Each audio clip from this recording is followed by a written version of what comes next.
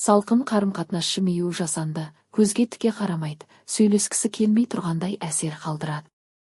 Жетістігіңізді төмендету, сіз бір нәрсеге жетсеңіз, бұнда түк жоқ, кез келгені істей алады деп мәнін азайтады. Жасырын мысқыл, сарказмы ашық жек көрмейді, бірақ әзілмен, кекесімен тиісіп отырады.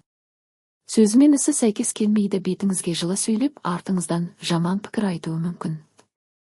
Қуанышыңызға ортақтаспайды, жақсы жаңалық айтсаңыз, шын қуанбайды, тақырыпты тез өзгертеді. Әдейі қарсы шығу, сіз не айтсаңыз да, міндетті түрде қарсы пікір айтады, бәсекелестік сезімі, өзін сізбен үнемі салыстырып, жеңгісі келіп тұрады. Қиын сәтте қолдамау, көмек керек кезде алыстап кетеді немесе сылтау табады. Ұсақ қателіктерді бетке басу басқалардың қателігін кешіріп, сіздікін үлкейтіп көрсетеді. Ішкі қызғаныш, бұл іштей жек көрудің ең жиі себебі.